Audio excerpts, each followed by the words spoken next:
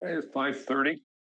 So I'd like to convene this meeting of the Board of Directors for the San Lorenzo Valley Water District for February 20th, 2025.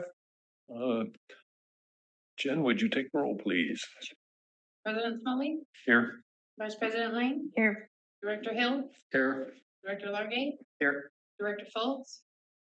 Here remotely, and no one is in the room. Thank you. All right, we have everyone. Okay. Then we can proceed. Mr. Kunkel, any changes to the agenda? No. Okay. Oral communications.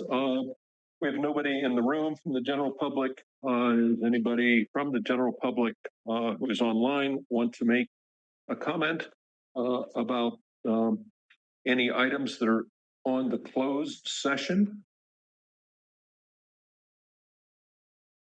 Seeing none, we will then proceed and adjourn to closed session. We will be back at 6:30 to reconvene in open session. Thank you. Mark, I don't.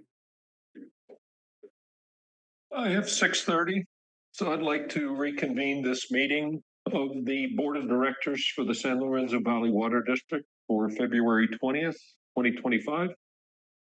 Jen, will you take roll, please? President Smalley? Here. Vice President Lane? Here. Director Hill? Here. Director Largate? Here. Director Fultz? Here remote, no one is in the room other than me. Okay. Thank you. We have everyone. Okay. Mr. Kunkel, any changes to the agenda? No, sir. Okay. Oral communications. This portion of the agenda is for oral communications by the public on any subject within the jurisdiction of the district. It's not on the agenda this evening. If you want to speak, please either stand up at the podium or put your hand up if you can identify yourself also.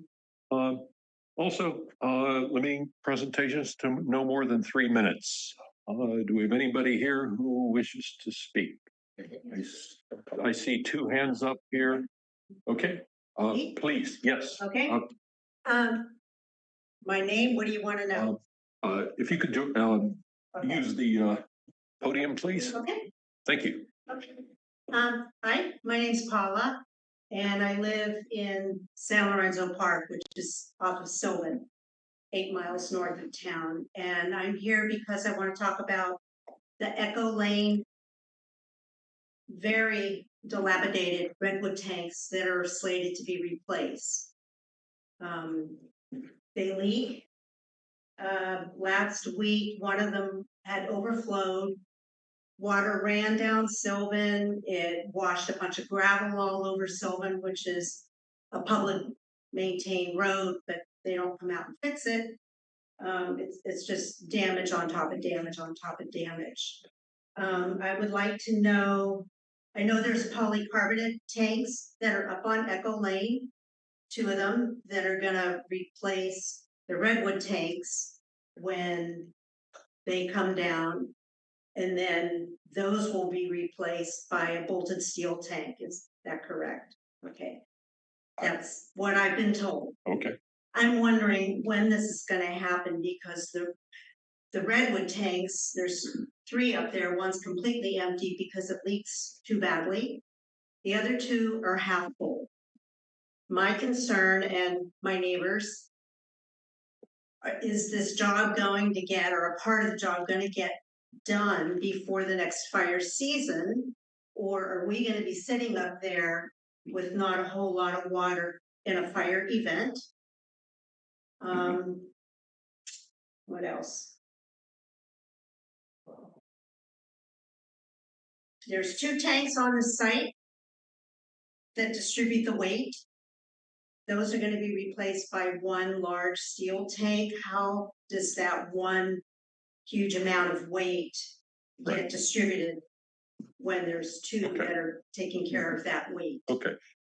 John, could you have get her contact information and then discuss with staff and follow up then with her directly. Okay. So, There's also another issue, if I have a minute. 53 seconds. Okay, the polycarbonate tanks are now, they're up there. They've Right. been up there for at least a year on private property. The people that own the property are not there because trees fell through the house during the bomb cyclone and destroyed the house. I don't know if they're gonna rebuild, but it's possible that the water district could pick up that property Okay. and make a deal with them to put the steel tank up and just do it once. Right. Okay. We'll have staff Okay. look at that. If you could make sure you leave your contact information with our general manager, Okay. John.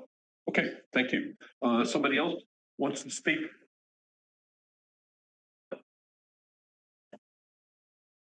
Thank you so much, board members, for the opportunity. You should have all received the applications for nomination for LAFCO. And I'm applying for one of the positions on the LAFCO board. My name is Lonnie Faulkner. I'm with the Central Fire District.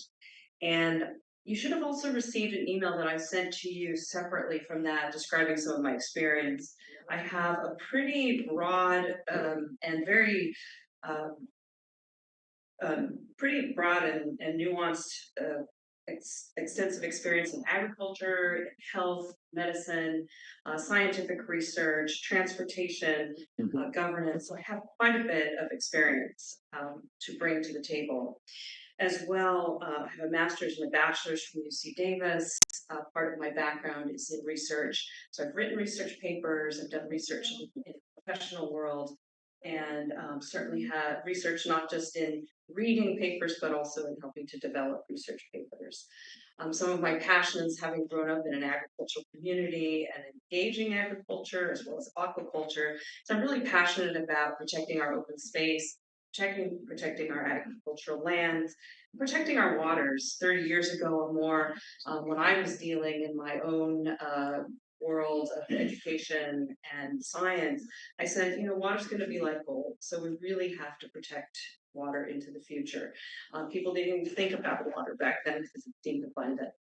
So that's sort of the perspective that I bring to the plate. I've actually lived in Boulder Creek for almost 10 years, and so we experienced some of the challenges of water here in the valley.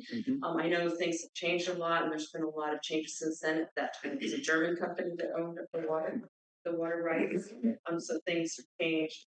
But I'm really excited. I want to bring my experience, a fresh approach, as well as I have to say that I really honor and want to seek out and understand historical aspects leading to decisions where we are today.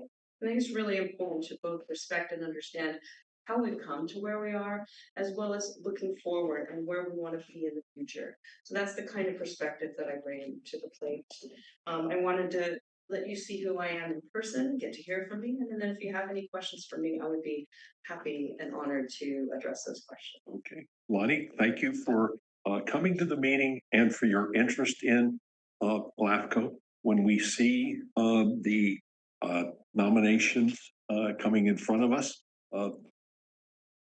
we will take into consideration the fact that you were here this evening to personally present to us. So thank you.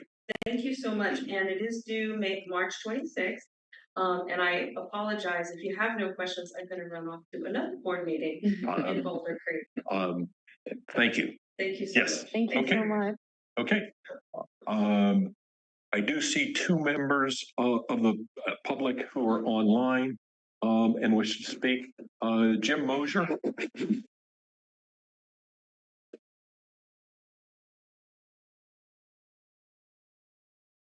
Yes, ahead, this is Jim Mosier from Felton, and also the facilitator for the Friends of San Lorenzo Valley Water. And I just want to bring your attention, the board's attention, to the memorandum at the end of the board packet from our group, from the Friends of SLV Water, regarding potential future of the rate assistance program. This has been an issue that our group has been very, very focused on for many years. We appreciate the board's, Point of order, this is on the agenda. We could address it at Yes. the time that, oh, I thought it wasn't on the agenda. I'm sorry. It is attached to the agenda, and is, yes. And if it's part- on the agenda, Mark, the Yes, public part has of an written opportunity to communication. comment. Yes, I'm sorry. I thought this was the time I was supposed to speak. I'll wait till then. I Okay. apologize. okay, thank you. Jennifer Ledford, you have the floor. Hi, actually, this is Matthew Ledford, but thank you for taking Okay. my questions are, in light of the fire that we had here in SLV, and then also the fires that have been occurred down in Los Angeles, and my just driving around, I'm asking, the question I have is how does the water district maintain all of the fire hydrants, make sure that they have been flushed and that they are actually active, and that they are painted, and that there is a blue reflector out on the road so that the fire department and emergency services can actually locate those quite easily. And I know that this is a broad question, but does the district, I would imagine that the district has a map, probably a digital type of a map that identifies all the locations of the hydrants. And it might be able to be something that could be posted online so that the public could see when the hydrants are exercised and when they are any maintenance that's done on those, and how is the fire department. And by the way, I'm sorry, I live in Ben Lomond, so I'm just curious on how it is that the fire department is involved in that, because I know that they are the ones that are using the hydrants. So I'm wondering if they have the opportunity to assist in that, or if they are allowed to assist in that effort. Okay, all right. Again, that's something I'm going to ask our general manager to follow up with you, Matt. Your question is very extensive. We do have maps of all of the fire hydrants. The district does have a hydrant flushing program, but you've asked about 3 other questions in there. So, John, if you could get his contact information, or Matt, was it? Yes, actually, I mean, my wife, you guys have my wife's email address. So Right. Could be If contacted through I that. was going to ask if you would just send us an email so that we have your contact information. Absolutely. Yeah. Yeah. Okay, and then we can follow up with with a more extensive answer. Yeah, To that. thank you. I appreciate, I know it's a long question, but I appreciate you taking it. Yes. Mark, Okay. I can address one issue right away. We will have John Okay. address that. Fine. I'd love Okay. to hear the Mark? response. Yeah, Um, we came here, I'd love to hear the response. I have my hand up, Mark. okay. This is like 10 seconds. Okay, go ahead, Jeff. Okay, so I have a fire hydrant right across the street from my house. There is a blue reflector in the street. The fire district installed it, not the water district. The fire district is responsible for those blue reflectors. Wonderful, thank you. Okay, and the district does do annual flushing on fire hydrants. We have maps. Those maps have been shared with the fire chiefs. The fire chiefs are aware of where those are located. So, yeah, Bob. Yeah, may I make a suggestion on this? Because I do think it's an important issue, and it's one that I had flagged probably during the fires down south. I'd like to see this come back at least as a report to the board, comprehensive, describing what it is we do with our fire hydrant system, keeping in mind that our system is engineered for fighting home fires and in support of, but not intended to be the sole means of fighting wildfire. So that would be addressing who installs the hydrants, who installs the blue, what we do to make sure that the hydrants are energized, et cetera, et cetera. Okay, and then a memo covering this at a future meeting. Yeah, sounds like a good idea, Bob. Thanks. Yep. Okay. Any other questions from the public? Please. Hi, my name is Mark. My wife and I just purchased a property in Ben Lomond, about 6-7 months ago. We spent tens of thousands of dollars designing the house we want to build. Excuse me for just a minute. Somebody has their the microphone still on in the audience? I think it's Matt. There we go. Okay. Thank you. Okay, I'm sorry to interrupt you, but we were getting feedback from. So we spent a lot of money submitting the plans to the building department of the county, asked for a will-sub letter. We get a response back from the engineer saying that there's not sufficient water pressure on the street to support fire sprinklers in the house, which is absurd to me. I've been a builder for 33 years. I've built all over the Bay Area, and I've never encountered infrastructure that can't push enough water to feed sprinklers. We find Garrett's been great. We've talked to him a few times today even, and he tells us there's a 1-inch line on the street, which is at least probably 90 years old because that's when that place was developed. And so we're just wondering, what do we do with that? Because if we can't get water sprinklers, we can't build our house. Tough one, huh? I'm speechless too. But I don't have an answer for you right here as the board. I understand you've talked to Garrett. Nobody's offering solutions. I talked to Chief Brownlee. She says it's not her issue. I talked to the county, the building officials. They say it's not their issue. Right. Garrett's been great, but he can't offer any solutions. And so we're stuck now with in a situation where we don't know where to go. And I see that Bob does have or wants to comment on this. Go ahead, Bob. Yeah, just real briefly, since we don't want to discuss it, but there's two questions here. One is about pressure, one is about flow.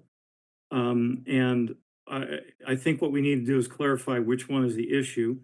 If it's pressure, one of the things that I know we've been talking about with respect to new tanks is pressurizing the water that comes out of the tanks if people are at an elevation that's not good for their house. They're at too high an elevation relative to the tank.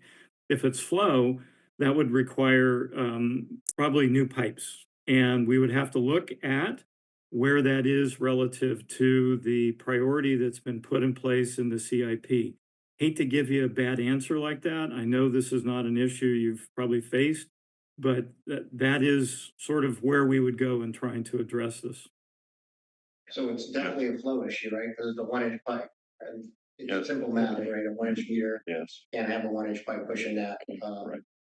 And we live in the flat area. We're just off of that arbor, so we're not in the mountains. We're in just over there. And I understand the difficulty. The district doesn't have the funds to be able to do this in all of the areas that we're dealing with. I don't have a more complete answer, and it's not on our agenda for tonight. If the district,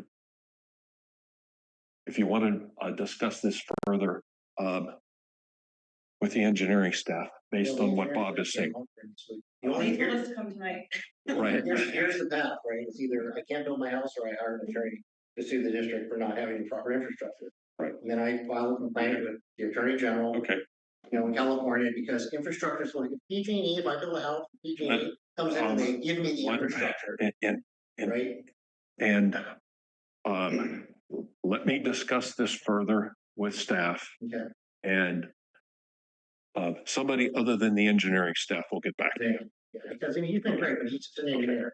And he has your contact information. Like he's emailed me, I think. But Okay. yeah. Okay. Let's make sure we're explicit here. We've had a threat of litigation. I understand that. Yeah. Yes. I mean, because it's either that or walk away from spending $50,000 already. I understand that. Okay. Somebody else other than our engineering staff we'll get back to you, and it'll probably be me. Okay. Okay, great. Okay, thanks. So when can I expect? I don't know yet. I need some time Can I to get- talk to the. Can I get your email or where do I need? They have your contact information. Somebody else will get back to you. Okay. Okay, thank you.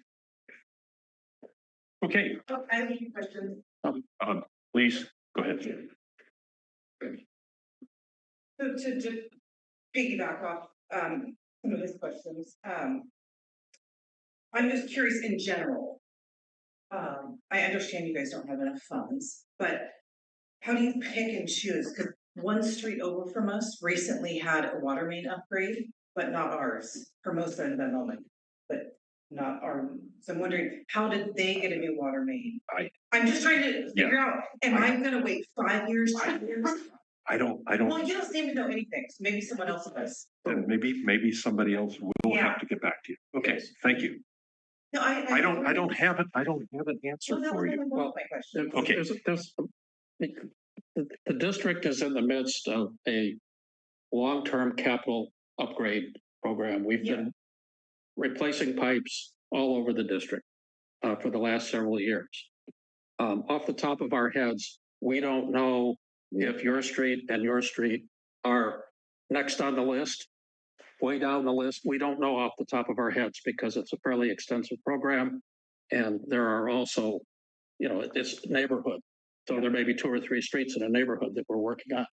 So we have to go back and figure out where you guys live and where that is in the plan Okay. before we can really answer your question. Who, Can I offer some context here? Go ahead, Bob. So on the capital improvement project that we've undertaken since 2018, the emphasis has been first on backbone pipes, getting those up to snuff so that we can move water around the district more easily. The neighborhood pipes that have gone in have typically been in areas that have exhibited extremely high leak or our pattern of broken pipes that have to be fixed over and over again. Those are the priorities that we had established previously when we selected those pipes before most of the people were on the board. There will be another round of CIP that we're going through right now, where we'll be looking at pipes and priorities using potentially the same criteria or different criteria. Thank you, Bob. I appreciate you explaining things. I know Mr. Mark here doesn't like to explain things and push it off. So I appreciate that. Thank you. Okay. Moving on then. Presentations, the FEMA status portal.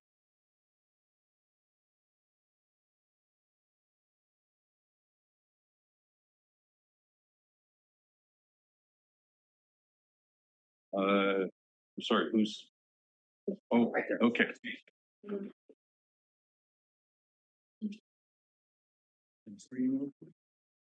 So last time I addressed the board, I had mentioned we were working on a dashboard. Could you speak up a bit? Or to view the status of all the projects, FEMA related, right? Give me 1 second.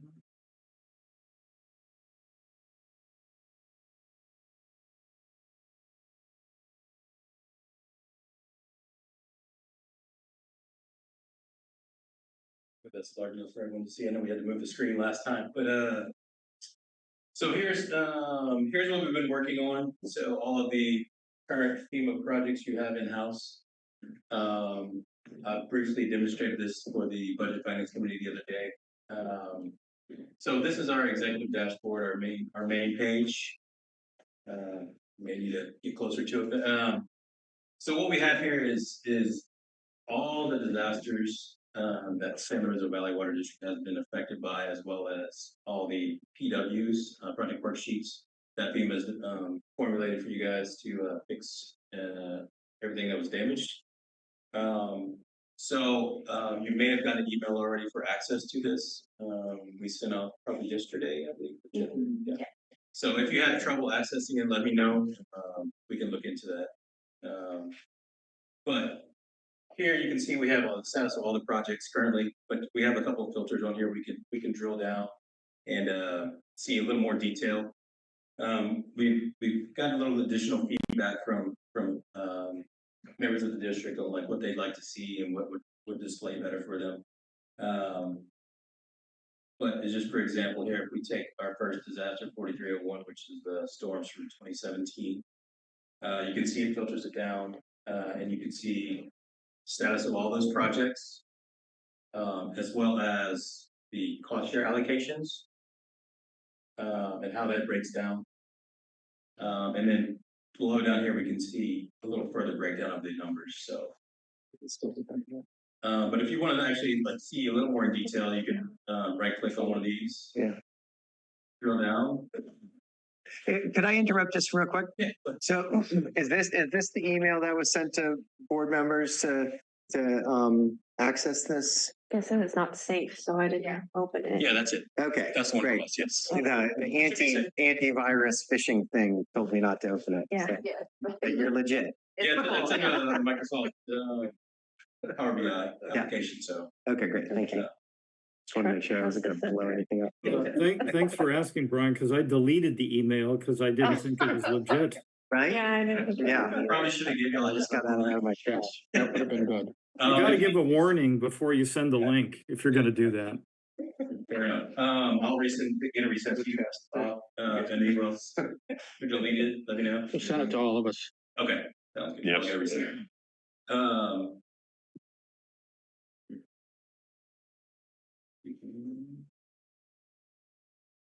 So we can actually drill down into these individual projects and see a little more detail. We've got it broken down a little further, a little more visual. So additionally, we added some other information like what project category it is. We have a placeholder here for project completion. Whenever we finish getting that information into the data, we have the step it's in, the current FEMA step according to grants portal. And then down here we have some additional graphs. You can see the cost share breakdown, Galloway portion, San Lorenzo portion, as well as the FEMA portion. So we have a couple other breakdowns as well. Payment receipt tracker. This actually balances against the receipt you receive from FEMA against what the project cost is, or the cost share. Next one, we have the project cost versus expense.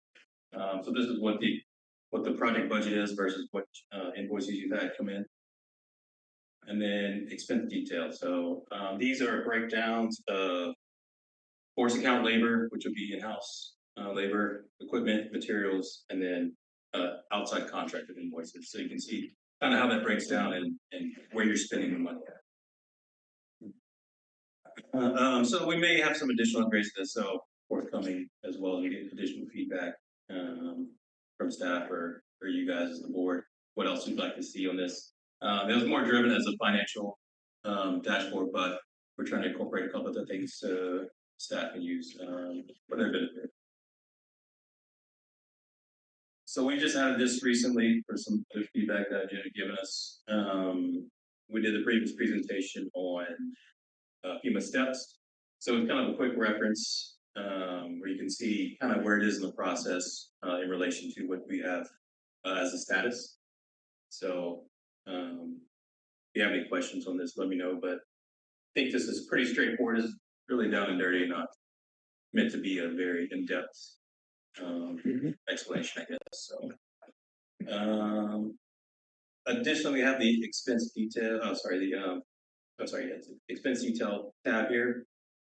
It's just another way to look at figure breakdowns by disaster or project or PW. So that's pretty much it. Any questions or yes, sir? So I open it, I get this Power BI or BL. I'm not sure what the Power BI, and there's some folders and whatnot, but none of them seem to have an Apton dashboard associated with them.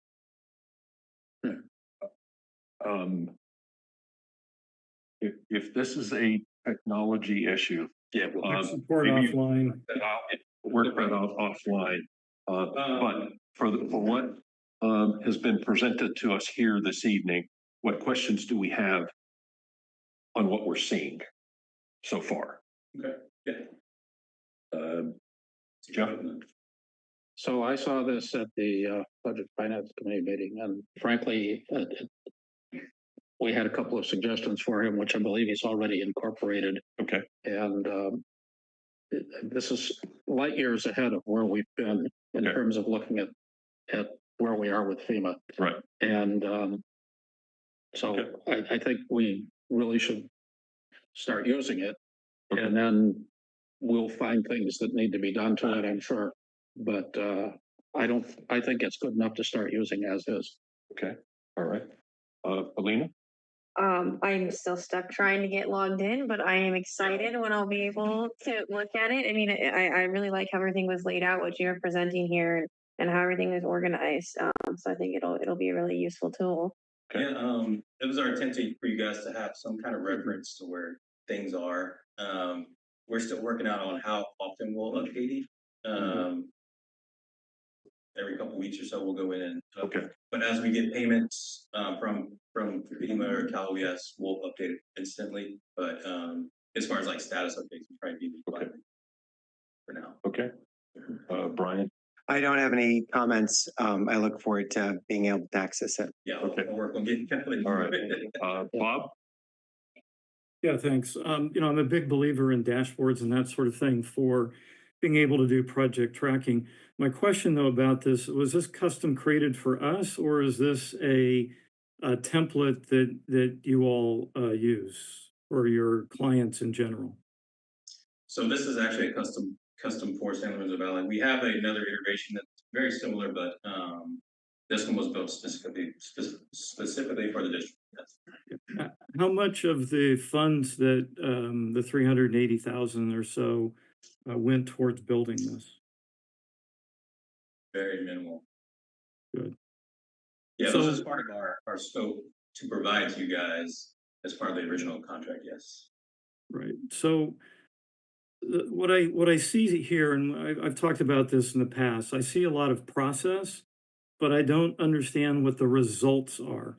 I'm only interested in results, and that is, are you shortening the days receivable on our FEMA payments in any significant way? And the data is great and all that, but the analysis around what we really need, which is money from FEMA as quickly as possible, is for me the key thing. If we're looking at a 5 to 7 year payment cycle from FEMA, that dramatically changes our capital budgeting process. And so this is information that we need desperately in order to be able to have a rational process going forward. If that's something you guys can provide, great. It should be already part of your data, at least the metadata inside of the information you're tracking, days, et cetera, associated with all this work. So Think you'd like to answer Bob's question, yes. Are you improving the delivery time for us? And if so, what was it when you started? Where are you now? So I would have to go back and track that metric, but we can include that in the next version. I don't have that data. Right. Okay. I'd like to know that also. That is key. As it is our cash flow Yeah. So coverage. just to go back a little bit, so initially, like when we were brought on, there had not been, I guess, a full auditing of all the projects and where they were at. You know, what was outstanding. A lot of these projects weren't even formulated yet, so you weren't even considered a project yet. So what we've done as part of what we've done in the first year, is get those projects formulated, get it into FEMA's data, and get it to where we're waiting on them just to basically obligate it and start issuing money reimbursements, where we can ask for reimbursement, because we can't ask for money until they've actually obligated.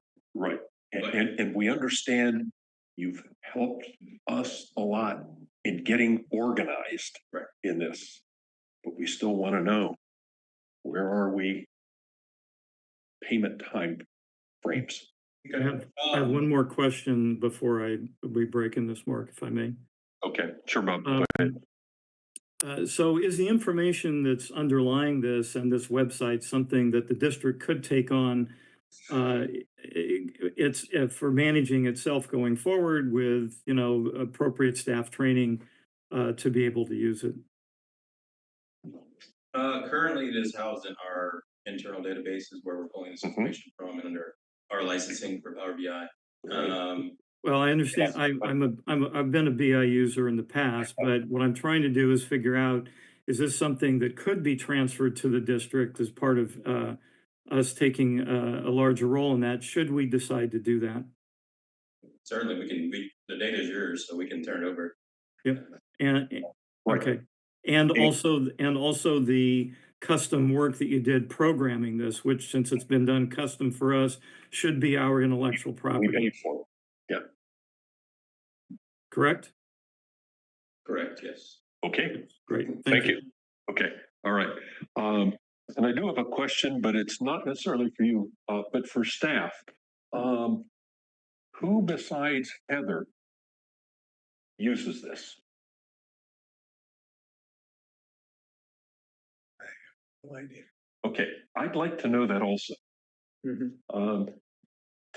Because I want to understand how useful to the staff other than Heather this is. Certainly, we're so I can add to Sure. we've got Heather access to it, and we're working with her to update, keep all our Right, ducks in a row, right? right. I can't answer the second part, but Right, yeah, that's, and I'm not expecting you to, but staff to be able to fill in that, Yeah, so that there's answer. only two people in finance that. I mean, other I than would, Heather. to answer that, I mean, I would use this occasionally. Obviously, it's a new thing, so I haven't really used it too much yet. But yeah, like as we're going through these FEMA projects, I would say it is useful for me to be able to have access and sort through because I'm sure, like from your perspective, all the numbers and stuff get complicated. Even from mine, having worked on this for a little while, the numbers and all the project PWs and whatnot get complicated. So it's helpful to be able to. I don't want to have to understand it. I want to know what's our payment reimbursement time for this. So, okay, all right. I do see, I think a question from the public on this, because we've heard from all of the board members. Jim Mosher? His hand's been up since he spoke the first time. Right, and I didn't know if that's. I apologize. I didn't know my hand was up. No, I don't have any comment at this time. Okay, all right, thanks. Okay. Are we good then? we're rolling into the next item. We are, since we're done with the presentations, unfinished business, we have none, new business, Optimum again, the proposed, agreement modification. But I think staff is, taking this one, correct? Yeah, I'll start off and Brandon can fill in your questions. Okay. But to cut to the chase, the scope of the original contract with Apton did not include management and closeout of disaster recovery 4301 and disaster recovery 4308, as well as the additional, I guess it's hazard mitigation grant program applications and administration. Currently, the SLVWD FEMA program administration and the hazard mitigation grant program totals 25 million plus, and FEMA allows for 5% administration fees to be reimbursed to the applicant, which would be us. So this proposal is asking for the modification to add 525,000 to the additional funding agreement to a not to exceed value going from 365,121 to 890,121, which will allow Apton to continue to provide administrative support. And again, Brandon's here, can answer any questions that you might have. Okay. I'd like to go out to our remote board member, Mr. Foltz. Thanks, Mark. Well, I think from my questions earlier on the presentation, you kind of know where I'm going to be going with this. I appreciate the fact that this may be reimbursable under FEMA. but that could be 5 to 7 years from now, for all I know. And certainly with the disasters that have happened in LA and Tennessee, we're going to be so far down on the priority list, we won't even be able to see daylight. So I'm really concerned about incurring up to $1 million, which is effectively half a tank, half a mile of pipe, etc., for something that I'm really not clear what the results are. Again, I see process, but and that's great, but we got to get to where we're really looking at what are we really getting for the money we're spending, and going to $800 or $900,000 of money is a serious expenditure in the part of our community. So I don't have a lot of questions right now because I've already asked them, but I want answers to those, and I want a little bit better sense of where this is actually going beyond just monitoring and process before I can vote for this. So if that means we take a little bit of time to do that, I'm happy to do that. If we're going to go forward with a vote in this tonight, I'm a hard no right now. Okay. Jeff? Like Bob, I read through this and I'm not sure, other than the fact that the government will supposedly pony up this amount of money, I'm not sure what we're getting for it. Okay. So that's your question also? Yes. Okay, all right. Alina? Yeah, I mean, I was always surprised at the big number jump, and I was kind of hoping that there'd be a little bit more explanation right now to the bullet points that are here and what we're getting. So I was waiting to hear that, and I'm not hearing a whole lot more like what we're getting as well. I think that the board is all kind of feeling the same way. Okay. Brian? I'm actually not surprised by the contract. I'm not surprised by the dollar amount. I think that dealing with FEMA is extraordinarily burdensome, and it is a valuable service to have folks who do it all the time be our bulldog working on this. And I think that I'm not surprised to see a staff recommendation to proceed, and I do not have the same misgivings that others do about it. I think you're much more likely to get reimbursed in full and faster when you have good consultants working on this. So unfortunately, I view it as a cost of doing business with FEMA. Okay, all right. If FEMA allows this 5% reimbursement on the admin, and we've already spent 365 for your services so far, how much of the 365 have we been reimbursed? And I'm not expecting an answer right now, but that's one question that I have. Or if we get reimbursed on a 4 or 5 year cycle for this additional 500 and some thousand, are you okay also waiting for that time period for us to pay you and wait for FEMA to reimburse us, and then we'll reimburse you? I would expect. So part of the process is you have to pay us before you can get reimbursed from FEMA as well. I understand. Yes. But to answer your question about the dollar you've been repaid currently is 1.7 million across all these disasters. 1.7 million. But of that, what's 5% of that? I'm looking at that 5% of that. 85,000? Yeah. Okay, 85,000 that we've been reimbursed out of the 365 that we've paid to you so far. Okay, all right. Should we have? Can I go ahead? Sure. So part of that is doing the groundwork and the formulation to get the Right. other projects. I fully, I understand it. It's not Yes, all- having this tracking is useful to staff. Yeah, I could see that.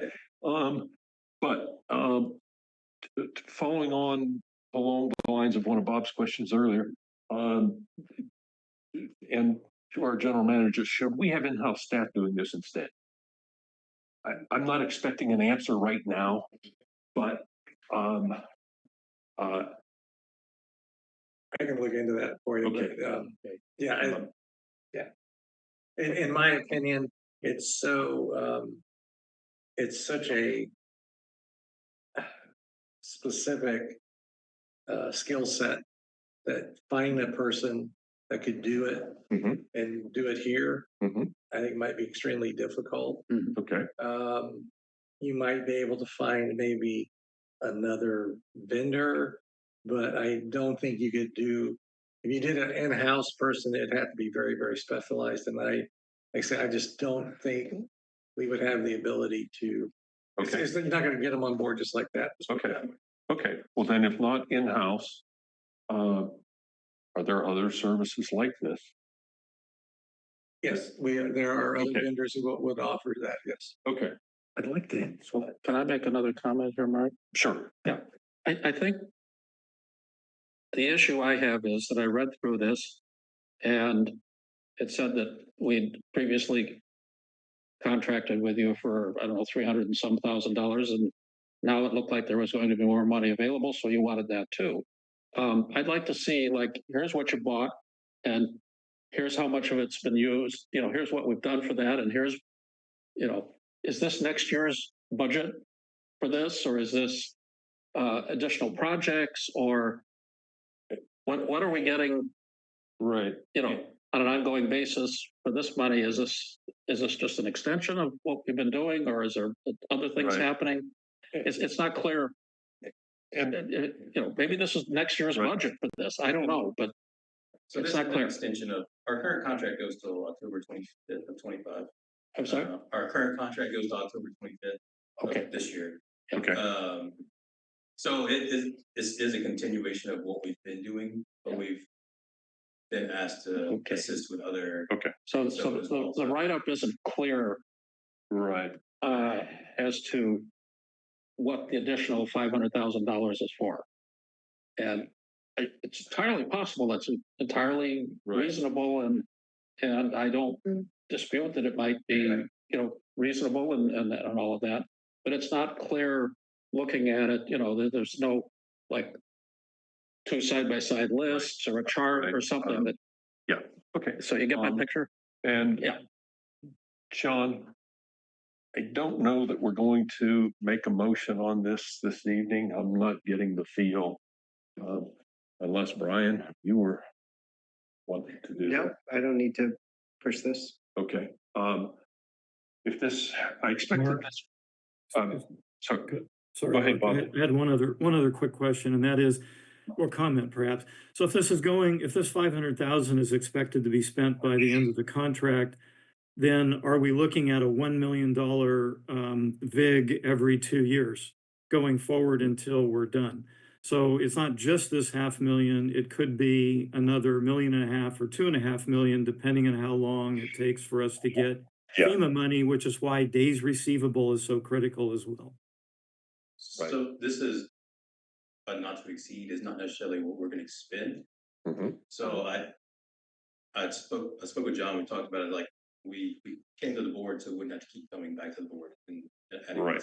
So I put that number as a not to exceed when you may not necessarily hit it, because the burn rate right now is not. We're not going to, but I wanted to leave it up in there in case something drastically changed. Okay. It's a not to exceed. Well, we need to see that. And John, I think it would be appropriate for the staff that's most in touch with this, I would think, Heather, to be involved in writing the memo response if and when this does come back, and have her present here for this, because we're grilling staff who don't have a lot of utilization of this. I'm hearing Heather does. So And she's the one that I'm looking to say, I need this. It could also be potentially done through a spreadsheet and pivot tables for generating graphs and that Oh. sort of thing too. However, it's best communicated to the board. But having her here available, I think, to answer these more detailed questions at a subsequent board meeting. Okay, all right. Okay, thank you, Brendan. Okay, then we will move on from that item. The Coil Hollow pipeline replacement payment. I'll go ahead and field that one.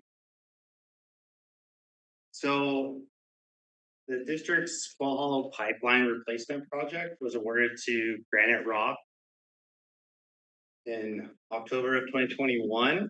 The construction documents for the district's project included a type 2 slurry seal. This is in conformance with Santa Cruz County's trench restoration details, EP1 and EP2. The bid item included sweeping and site preparation, the slurry application, site cleanup, restriping of the roadway, and all other work required for a complete installation.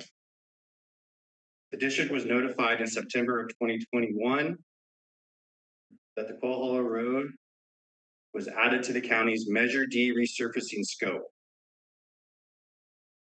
At the time, the county and the district agreed to partner on the Measure D resurfacing project and eliminate the type 2 slurry from the district's Coal Hollow pipeline project. Initially, the county requested $71,983. District staff was able to negotiate a reduction of $12,375 for the district and agreed to contribute $59,608. County has reached out to the district and requested the payment for the resurfacing work that was completed in August 2023. With that, I'll take any questions you have. Okay, all right. Brian? I do not have any questions. Alina? Oh, good work negotiating there and getting us a little bit of break, and happy to see that we're not tearing up new roads. And so thank you. Jeff? So what you're saying is that when the original slurry work and paving failed, we had the county repave the road for us instead of the contractor? The slurry we're talking about is an asphalt emulsion slurry that's applied as a surface treatment on top of asphalt pavement. Okay. The slurry you're referencing is a cement sand slurry. That was right. That's used as a backfill material in lieu of compacted. Yeah, I know what that is. Okay. So my point is, what you're basically saying though is the county paved it for us instead of us doing the Correct. paving. The county applied a type 2 slurry seal to both lanes of Well Hollow. And our portion of the project, we didn't have to include in the Granite Rock contract. Okay. So we're paying the county for doing work that we might have paid Granite Rock instead. We would have paid Granite Rock more. Yes. Yes. Having the county do it saved us money on this contract over and above what they negotiated the county down to.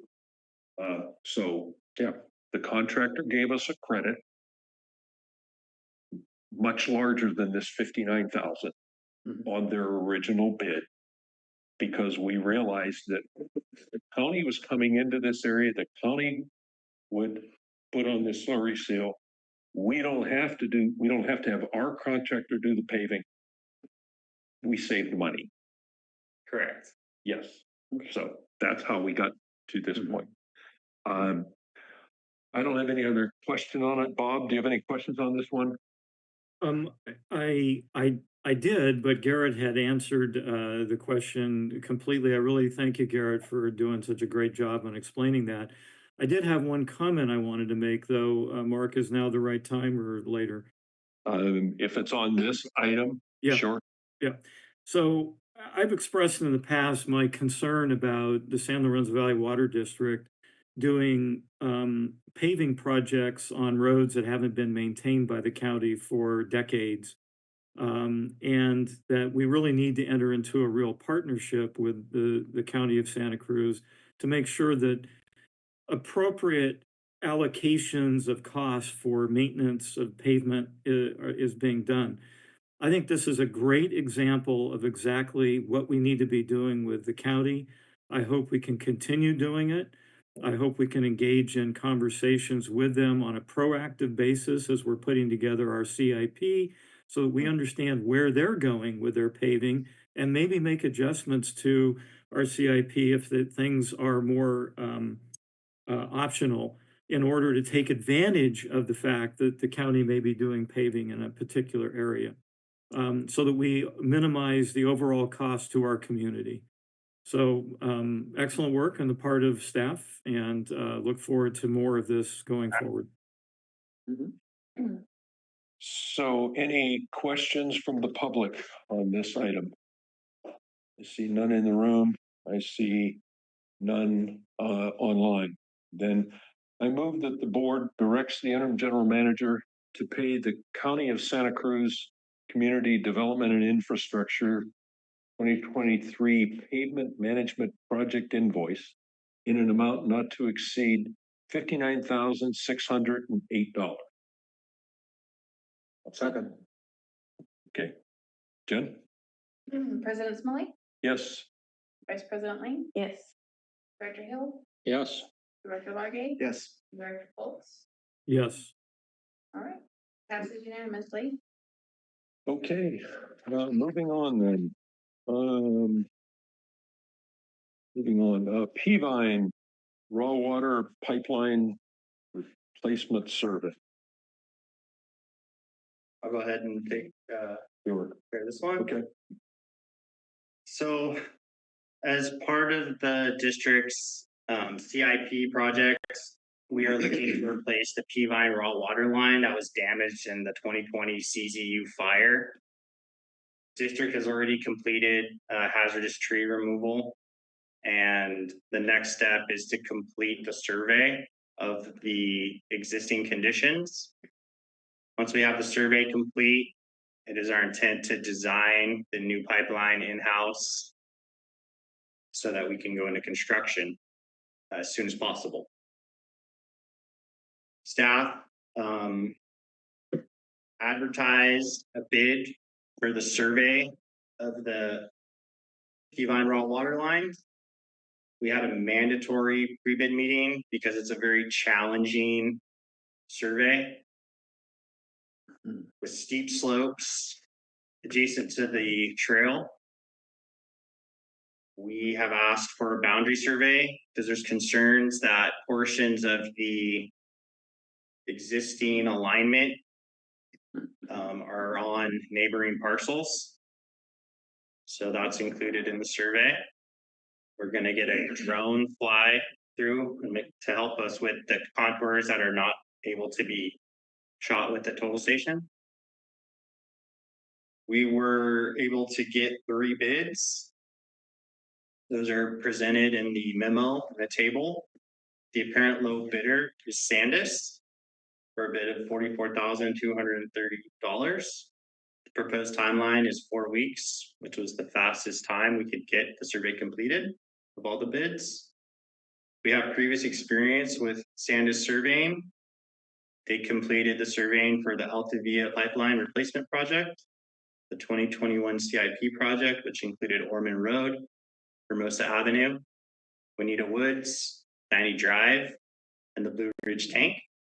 And they've also completed survey work for the Brackenbury and Forest Springs consolidation project. Staff is recommending that we award the bid to Sandus for the survey of the Peavine raw water line. I'll take any questions you have. Then I will ask the first question on this. The quality and the timeliness of Sandus's previous survey work. Can you comment on that? Yes. So the previous surveys from Sandus have been been fine, Okay, been all right, adequate. good. Satisfactory work that they're Satisfactory. doing Yes. with that and timing on that. Okay, all right, that's my only question. Okay, Alina? I thought I was reading here that says that the boundary survey wasn't necessary because it falls in the middle of the lands owned by San Lorenzo Valley Water District. I'm on page 107. And it says it's not included in the bid, the boundary survey.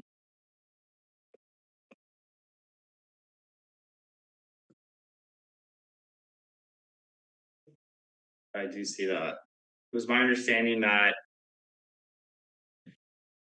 we went out with our field equipment and did a kind of a finer map. I think there's an exhibit included, and it doesn't show any of the parcels.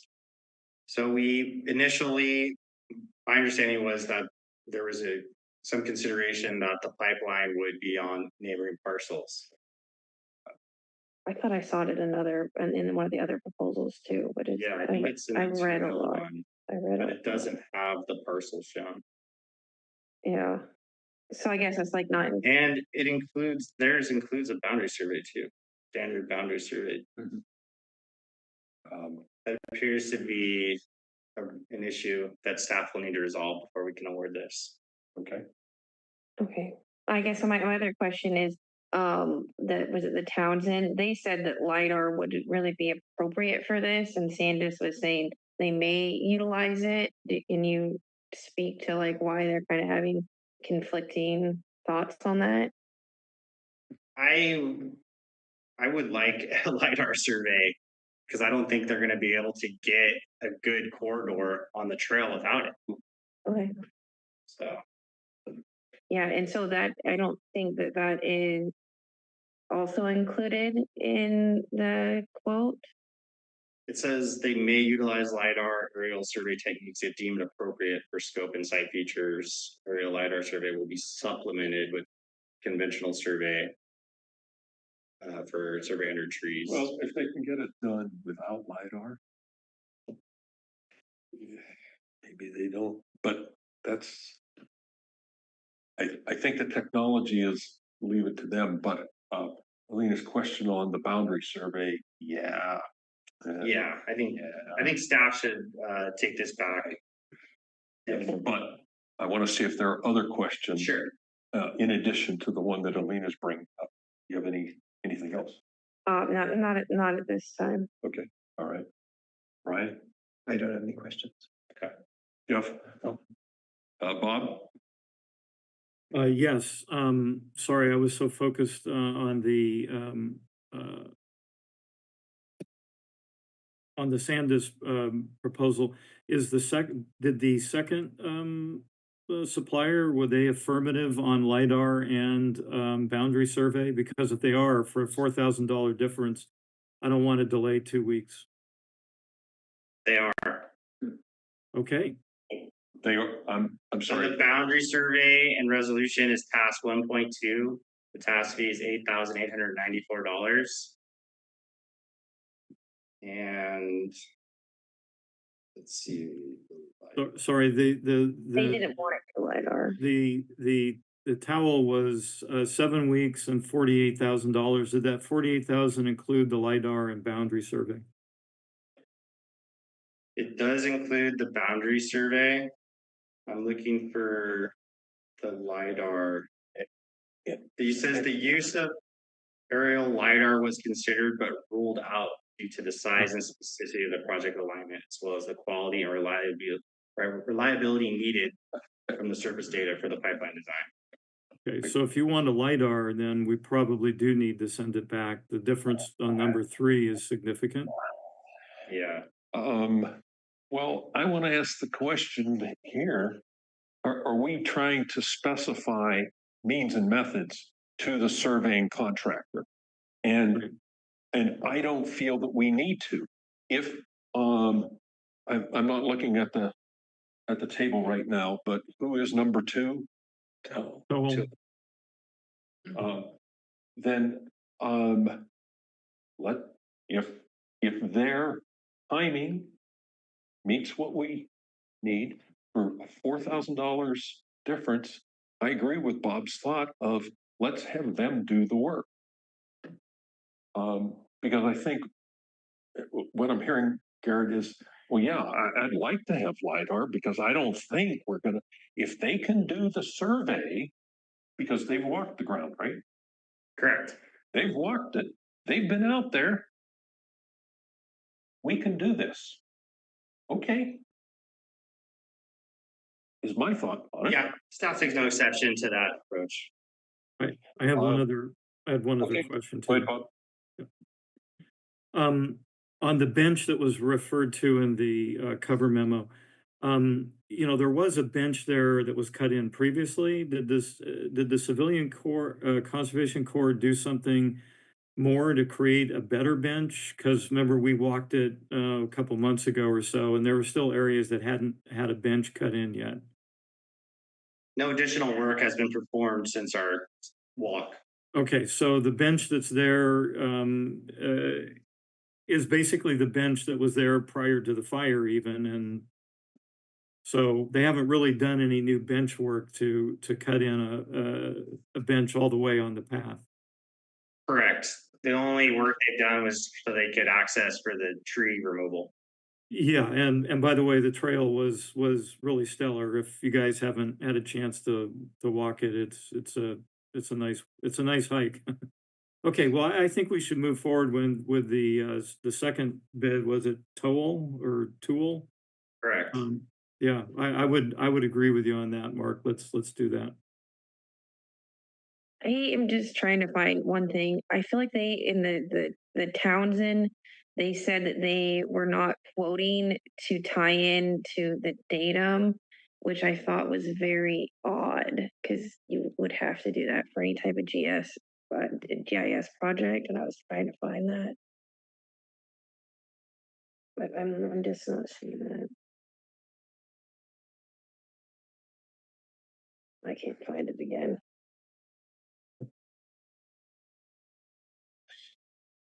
So let me ask Garrett then. It says establish or tie in to project control network, horizontal datum, and grid projection 1983 Farm State Plain, vertical datum North American datum of 1988 and ABD 88. Yeah, but it said somewhere that like that wasn't part of their cost analysis, I swear. But yeah. I don't know. I'm not finding it again though. Sorry, there was 300 pages to read. So I'm getting the sense from the board at least that we would like to have you move ahead. As the engineering manager, are you good with that? I am. Okay, all right. Then before I make a motion, let me go out to the public and see if the public has any comments on this discussion before I make a motion. Seeing none in the room and none online, I want to move that the board directs the interim general manager to execute the professional services agreement for survey of the Peavine raw water pipeline to Towel in an amount not to exceed $48,882. I'll second that. Okay, thank you, Bob. Okay, President Smolley, yes. Vice President Lang, yes. Director Bill, Yes. Director Largay, Yes. Director Foltz. Yes. Okay, passes unanimously. Okay. Moving on, the annual audited financial statements. Heather, doesn't do that. Okay, it should be Heather. Good evening, board. Before I get started, can I ask that Jonathan Mestigo get upgraded to board member or a panel member? He is the auditor that will be doing a presentation. He has been promoted. Thank you very much. And I'm going to turn off my video because I'm having some bandwidth issues, but I'm going to just give him a little bit of an introduction. Good evening, board. Heather Ipoletti. I am the finance consultant to the district, senior advisor with Regional Government Services. Before you tonight is the audited financial statements. I'm going to spoil Jonathan's show by saying we have a clean, unqualified opinion, and that is always our goal. And with that, I'm actually going to turn it over to Jonathan. I see him here now, and he does have a PowerPoint presentation for you. Thank you. Jonathan? Yeah, Heather, thank you for that nice introduction. Actually, you did not spoil my presentation, so I will go ahead and share my screen.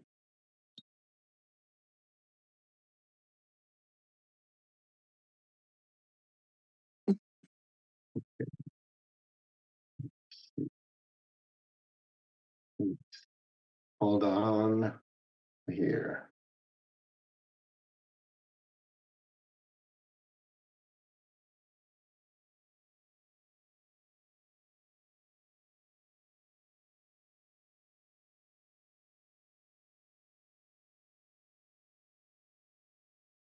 Yeah, can everybody see my screen? Yeah. Yes. Can you make it bigger? Let me make it bigger. Hold on.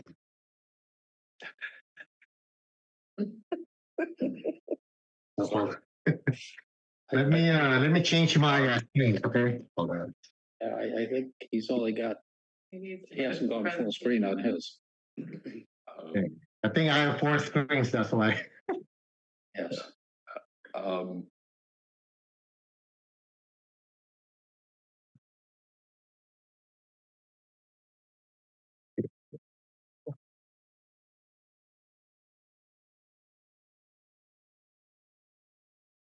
Yeah, is it much bigger right now? It's We can't see it's it. not at all right now. It disappeared. Sounds good. So, Have to reshare your screen. okay. So, good evening, everybody. I'm here to present the district's 2024 audit results. And again, thank you for having me tonight. And I'll move forward.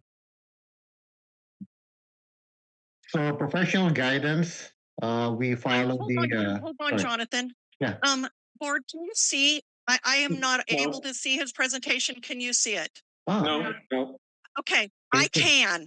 I can actually share it. So Jonathan, what I'm going to do is I'm going to go ahead and share the PowerPoint, which will be able to be full screen. And I think, assuming my bandwidth holds up, I think that'll work the best. So let's try that. Okay. Sounds good. I want them to be able to see your work. So hold on. Okay.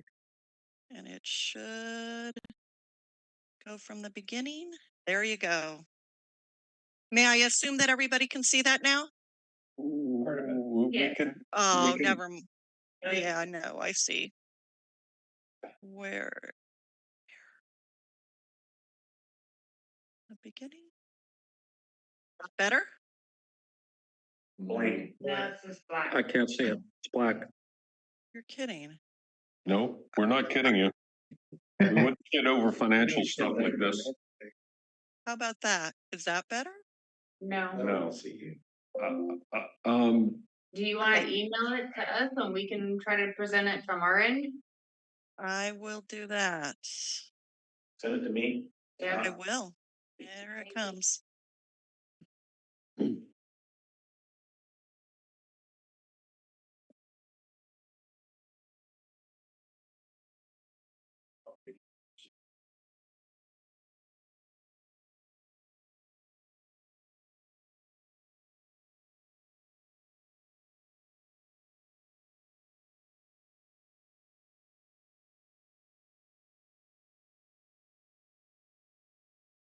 God, it's on its way with no subject line.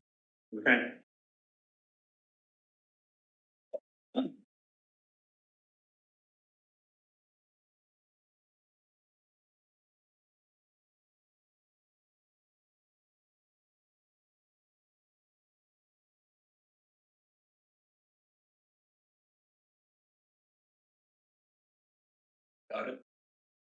Perfect. Thank you.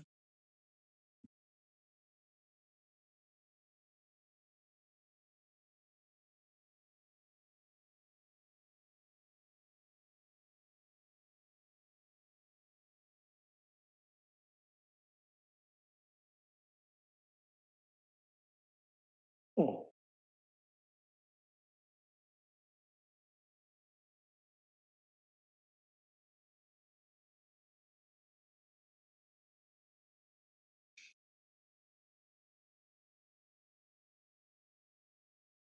I can see it. Yay. There we go. There we go. So we're waiting for Mark to be back, just a minute.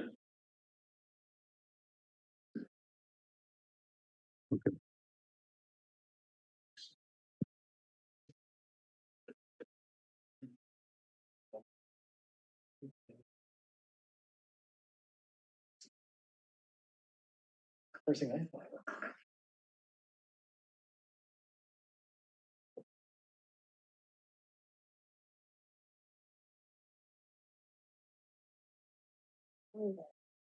Okay, Mark's back. I say, don't, you're good to go. I said, don't wait for me. You gotta unmute, Don. Yeah, good evening again, everybody. So I'm here to present your financial statements for fiscal year 24.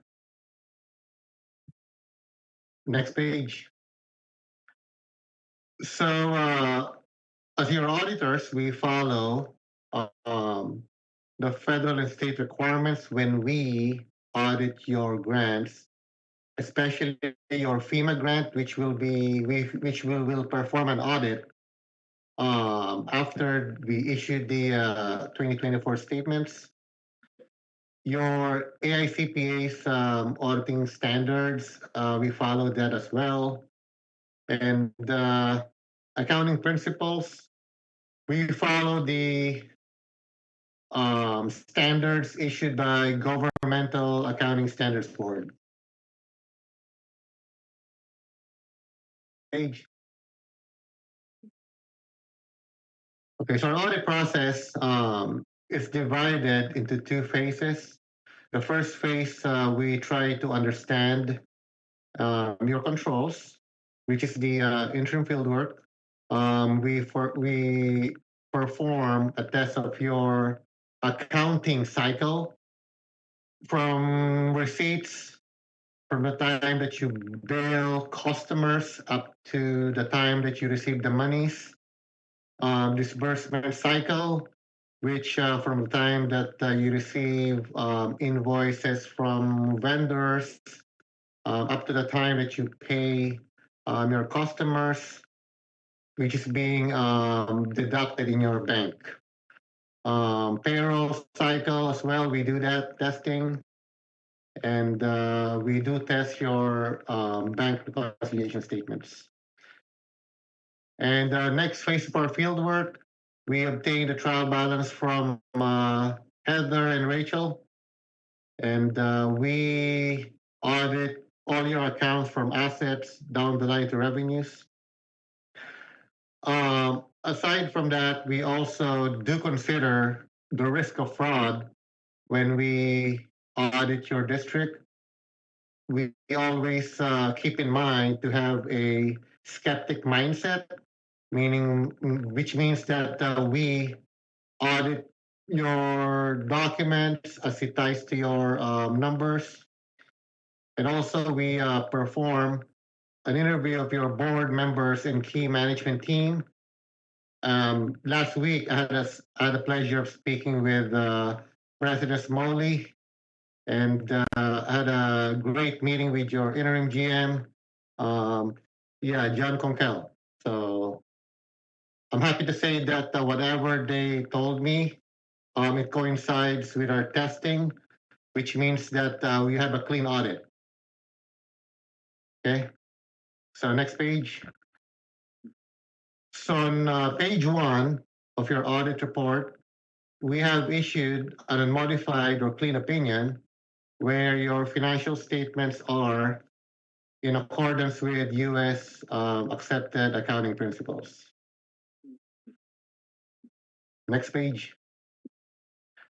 So, as I mentioned a while ago, when we perform our risk assessment, testing your controls, talking with the board and your management team, we identified that there's no issues, there's proper checks and balances in your controls, there's no material weakness or any significant deficiencies noted in the audit.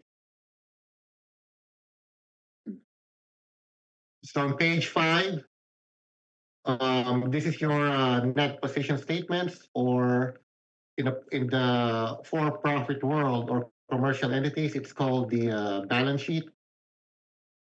So on the number on the bottom right corner, it's there's a 4.5 million increase in your net position, which I will explain in the next slide.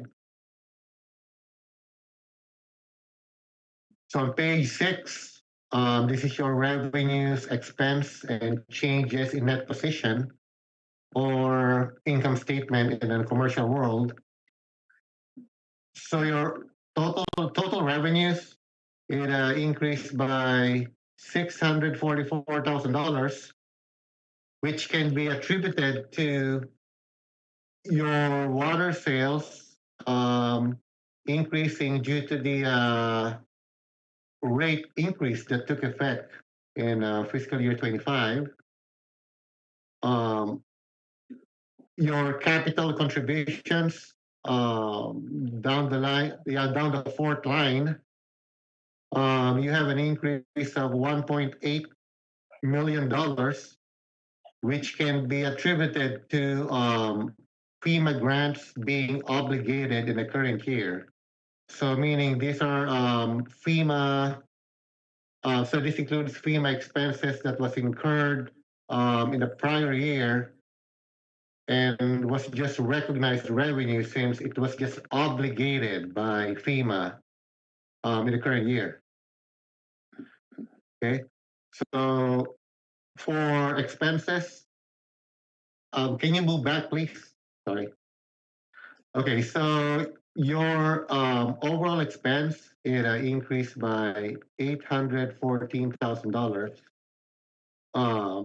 The reason behind it is your operating expense of $1.4 million. Yeah, there's an increase because of personnel costs increasing because of a non-cash pension expense attributed by the CalPERS pension liability and your regular annual increase. And as well as your professional services, it increased as well due to the district hiring a rate consultant to assist in your rate study and hiring RGS, which gave the district a great finance director, in Heather. So, okay. So next slide, please. Okay, so overall, here's your summary. The district received an unmodified or clean opinion. Net position, it increased by $4.5 million. Your overall revenues increased primarily due to water consumption sales and capital contributions. And your overall expense increased because of personnel costs and professional services. Next slide. Any questions you may have? Okay. I'd like to start with Jeff. I have no questions at this point. I Okay. read through the audit and, all the supporting materials, and I believe I understand where everything came from and where it went, and Okay. so I have no questions. Okay. The other member on the Budget and Finance Committee, Brian. Yes, I do not have questions. I also reviewed the documents and appreciate the presentation. Okay. Bob? Yes, thank you. Yeah, what's really great about our district is that, the audits always come back clean, which is actually what we should expect that they come back as. So it's really great to see that. I did have one question about the on page 6, the 2.067 million, which was almost half of our positive change in net position. Was that actual cash in, or was that a virtual sort of book balance? Yeah, so can you please repeat what page is it? Page 6. Is that in the bottom page 6 or the agenda? Well, in your presentation, sorry, I thought. we were taking Sorry, questions sorry, on the your presentation. Presentation, yes. Let me yeah. open it up. So I think I saw Heather shake her head on cash in. I could answer that question. Hold on. That's obligated funds that haven't been received yet, I think. Yeah. That is correct. Yeah, so that's what I was afraid of. Yeah. When you combine that with the fact that the revenue that's being reported is actually really overstating the revenue in the sense of what we can use it for, since it includes about $1 million of restricted CZU funds. What I really think we need to be, and by the way, audited financials are, one thing.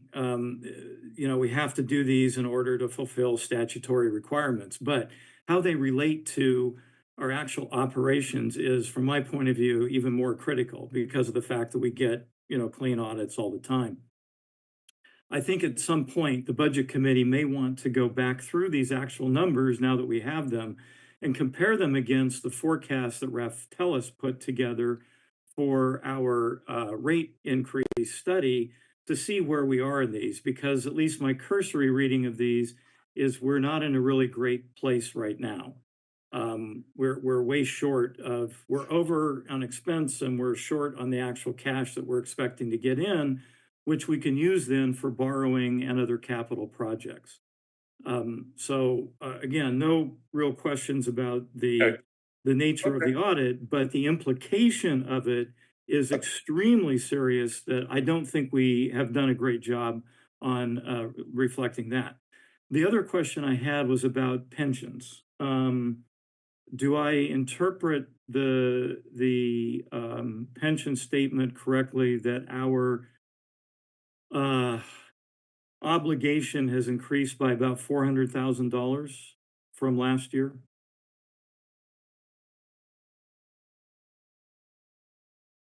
Sorry, I don't have the page, but it's note 8, I think.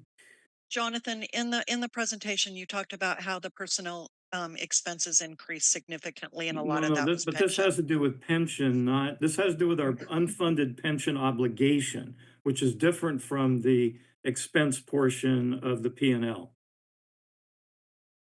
So let me answer that. So the reason behind the increase in net pension liability is because the overall CalPERS pool, they have incurred a 1.3 billion loss. So meaning the $400,000 increase in your net pension liability is just a slice in the pie. Yeah, so we did incur $400,000 increase in our liability, and that's when I looked at the CalPERS 20-year performance. Their performance was about 6.7%, which matches up with your calculation in the middle there. So we're going in the wrong direction on pensions as well.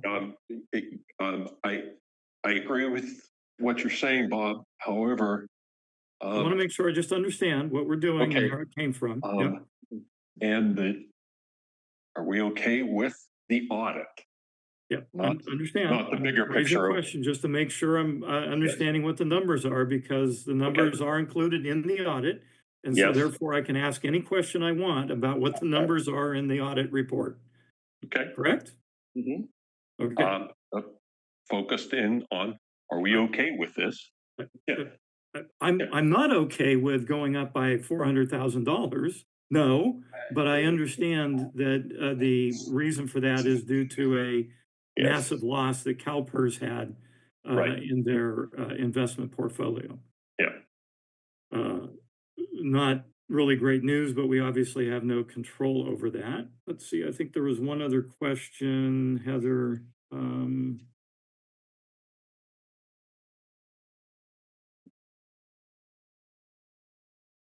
Sorry. Oh, do we know what our average returns are on each investment type for the funds that we have invested in various instruments? Our funds are primarily invested in the pools, the Santa Cruz, I think it's the Santa Cruz Fund, the Leaf Fund, Wells Fargo. So they're essentially like money market funds. And so they're not very good. I actually, at each month during your fiscal report, I show the percent you get by month in that report. Yeah, but I I mean, do not know the overall average. I do not know that offhand. okay, so we don't know the annual return on it at this point. I Okay, do not. all right, understand. Okay, let's see, was there one other?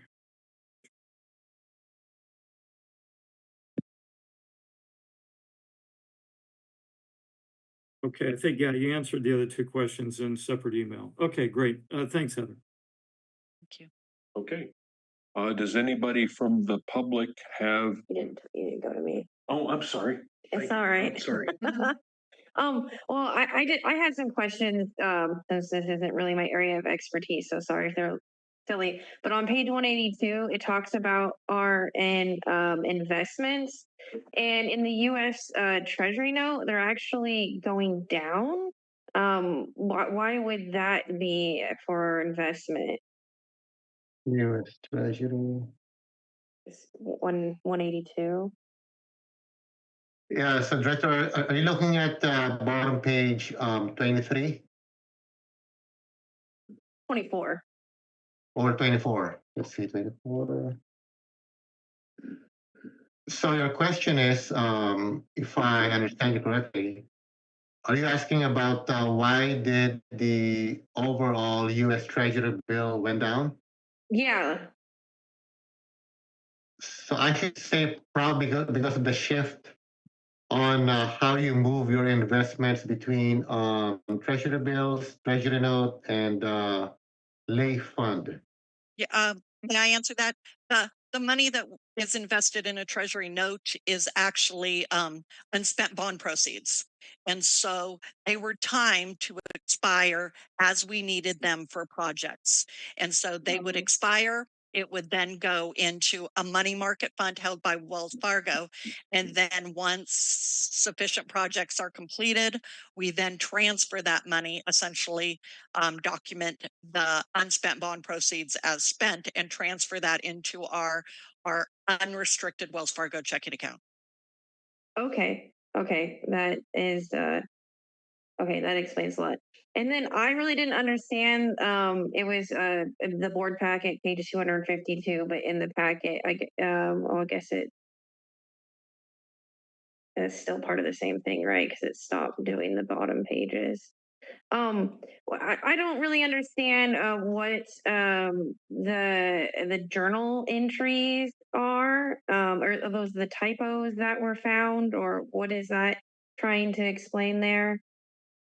Is that the management letter at the top? Does it say a management letter?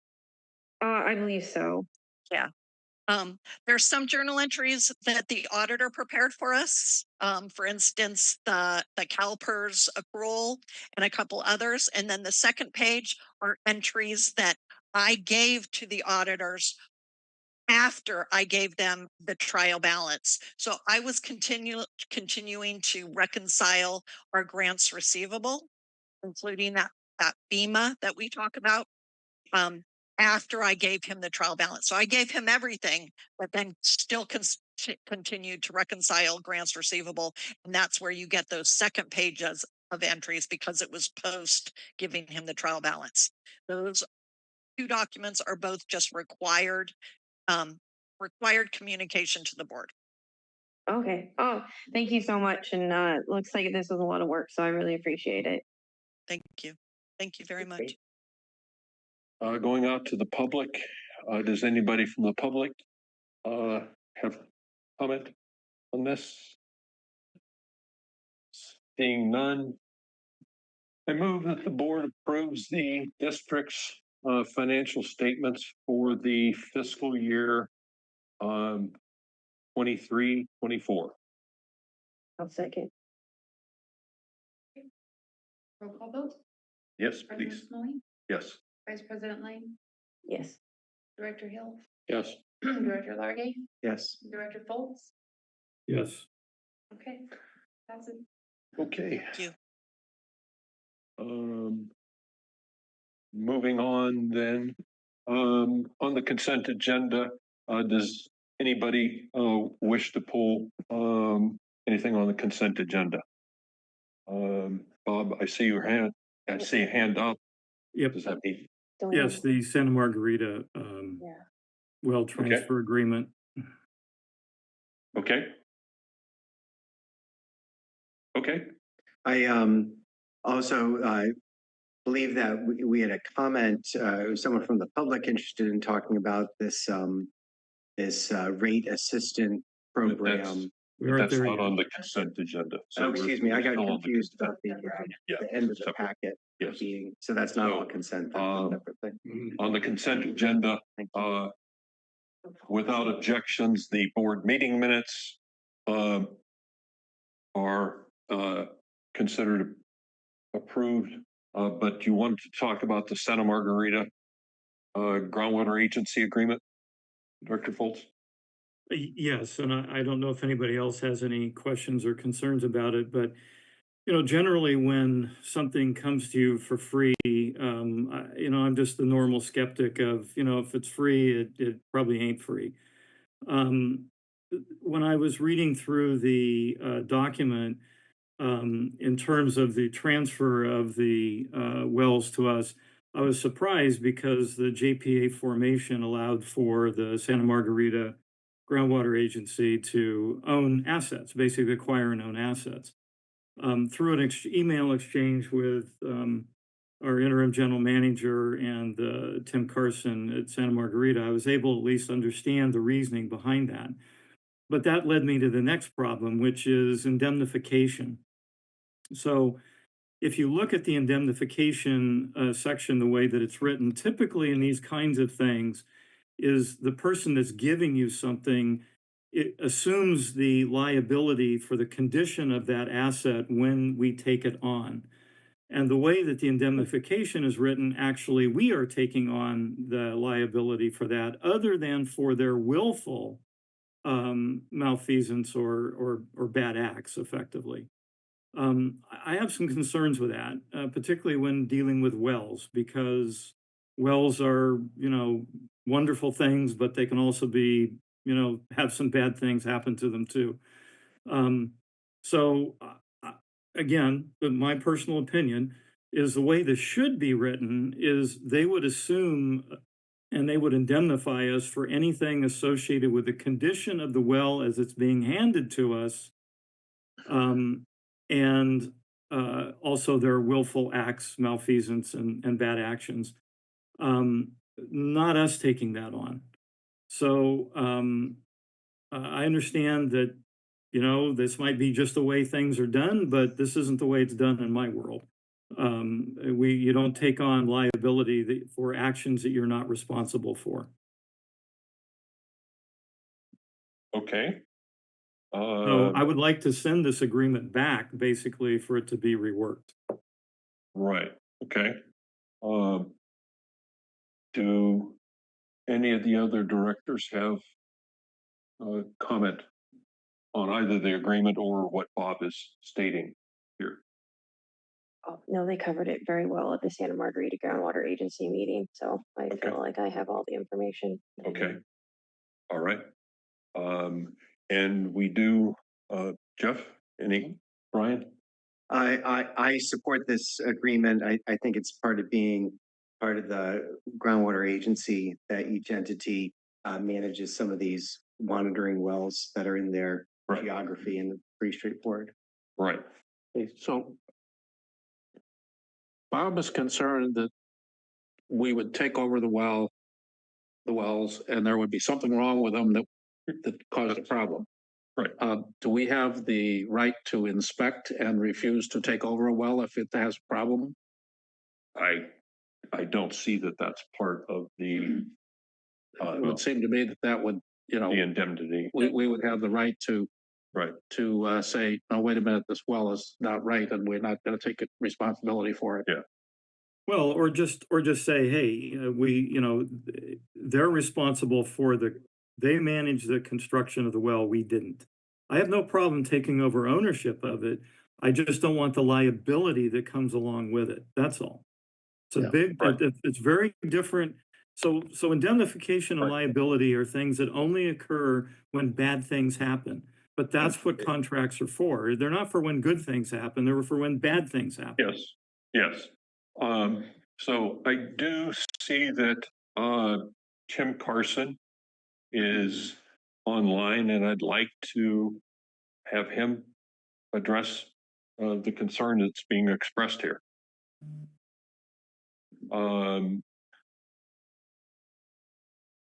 Tim? Hi, good evening, Board. Can you hear me? Yes. Okay, great. Thank you, Director Foltz, for the comments. The indemnification, I guess I would go back to the review that the agreement has had thus far. And so the draft agreement did go to SLV legal counsel. Granted, this was back in August of 2024, so it went to the then interim GM and legal counsel for review at the time. It went to Santa Margarita legal counsel for the time. They didn't flag that issue. I think that the wells themselves, as you know, were relatively recently constructed. I think I understand the point you're making, and I understand the other question about the condition of the well, given that they are relatively new. I believe that SLV staff has been out conducting some monitoring at those wells. I think if there was any indication that the wells were, in a non-functional condition, that would have hopefully been indicated already. I would sort of defer to SLV staff who's been out there with regard to that. As to the overall concerns about indemnification, I think I would kick this back to legal counsel to run that through if there's significant concerns about it. But again, based on the interim legal. All right. Okay, thanks, Tim. Barbara? Can you? Yeah, for us also? Yeah, I'm. The agency is still paying for the maintenance. That's correct. Yes. In operation of the well, and provision 6.2 indicates that the well is inoperable, failing, etc. The agency allow the state to continue monitoring. So I'm not sure what indemnity provision, Bob, you're looking for, and just note that this was before the board as a draft template as well. Can I say specifically? Yeah. In which case, there shouldn't be an indemnification. It says here the agency, that would be us, shall indemnify and hold and save the state, its officers, agents, and employees free and harmless from any liabilities for any claims and damages, including inverse condemnation, that may arise out of this. So if something happens where whatever happens, some liability happens to a person, what have you, they're going to sue, we get to pick up all of that. The agency shall indemnify, defend, and hold harmless Santa Margarita, SMGWA, their officers, agents, assigns from all liability. So and this basically directly or indirectly related to or resulting from the ownership, operations, or maintenance of wells. We're not responsible for any of this stuff, but we're assuming the liability for it. The only thing that's carved out is willful misconduct or negligence. They could be doing things perfectly well under their operating procedures. Something bad happens, we assume the liability. No, So that's just not right. So can you comment on that, Barbara, on what Bob's? Well, the district is doing the monitoring.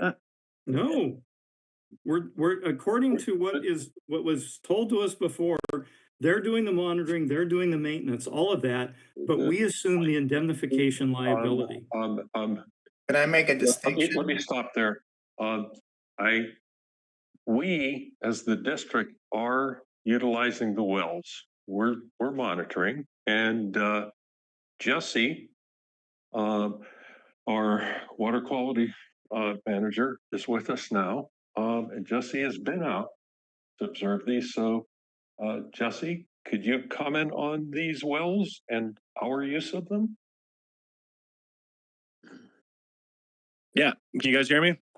We can. Yeah, so these newly constructed wells, they have data loggers, and I've been out there a couple times, and the wells are in good condition. The condition of them is irrelevant to the notion of assuming liability for bad things that could happen. Okay, Bob, I'd like Barbara to comment on what you've said. I've heard your contention, and I believe the rest of us have. So, Barbara, could you weigh in on that? I'm reading the document differently.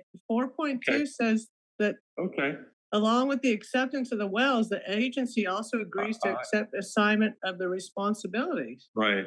And I'm reading section 9. I know what I understand the indemnity provision, Bob. So do we have a contradiction here?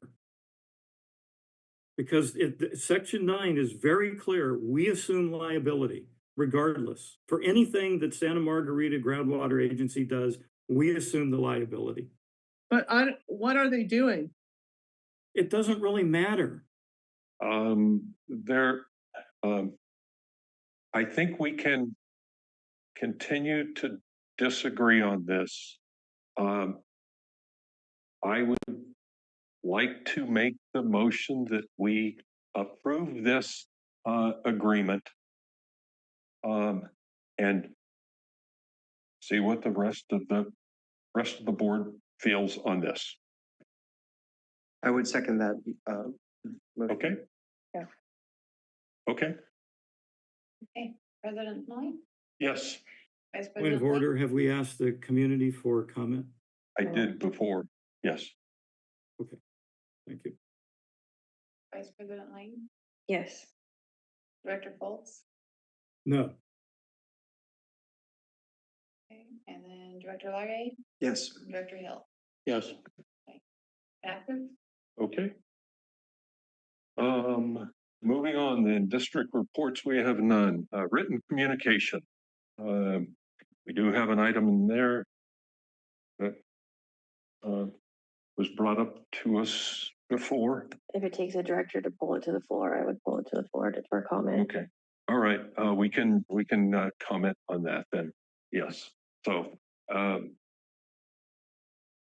Alina, you wanted to comment on? Yeah, I just think that, the community has asked for this several times. It even came up in the admin committee where they're talking about it, but they said that, this would be a budget and finance thing. And I think it would be a really good thing for the budget and finance to look at and explore this more. Plenty of people have said that they would volunteer their money to help other people out in the community. And I think it'd be a really excellent opportunity to expand the rate, the rate program, the rate assistance program. Okay. Brian?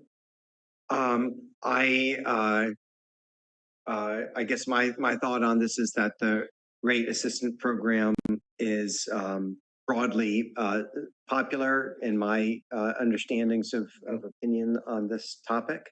I think that helping disadvantaged community members to be able to afford their water bill is an appropriate thing given the broad disparity in income across members of our community.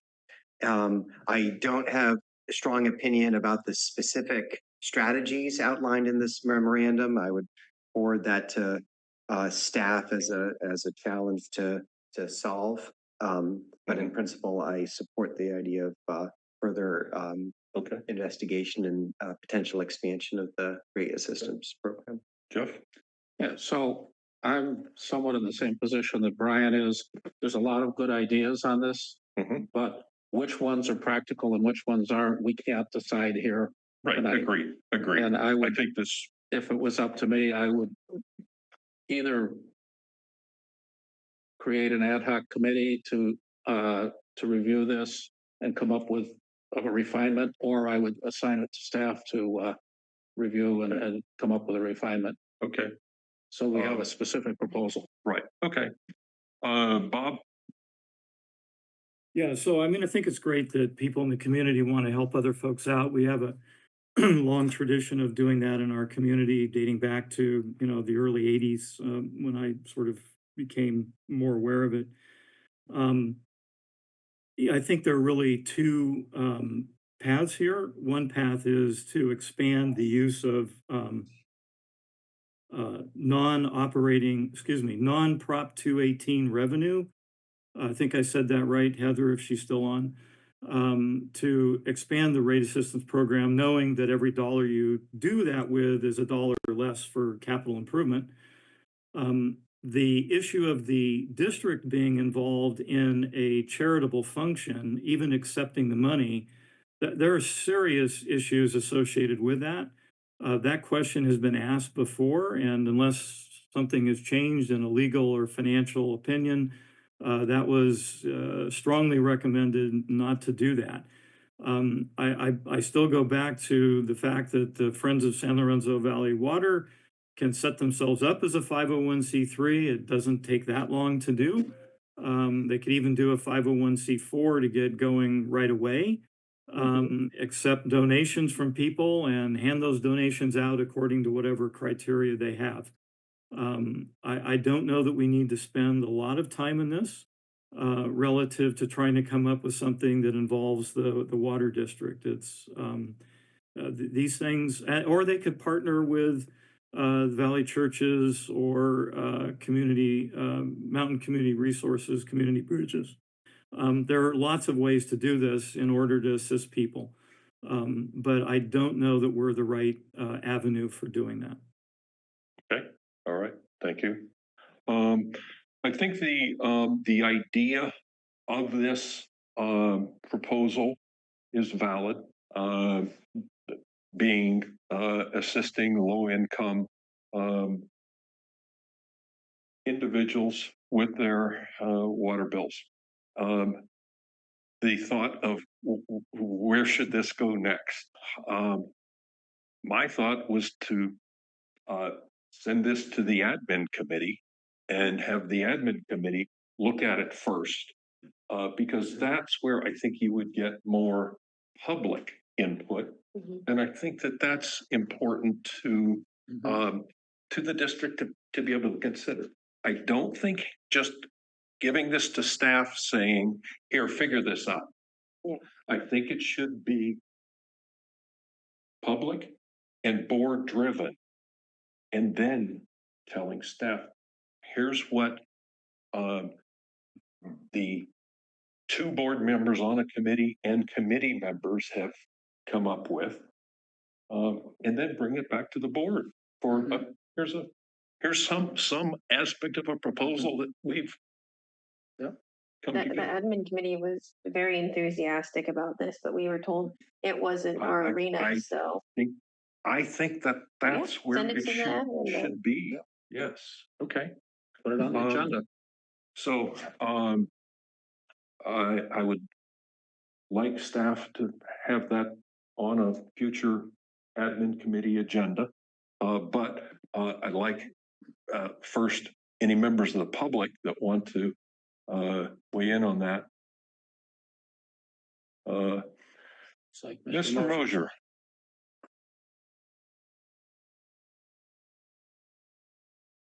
Jim? Gotta unmute.